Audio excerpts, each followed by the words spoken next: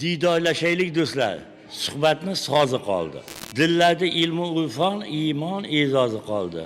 Ajin tushdi yuzlarga, hayot pardozi qoldi.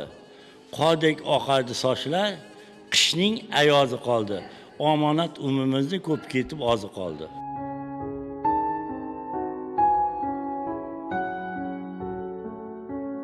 Ve karvonsaroy dunyoga kimlar kelib ketmadi?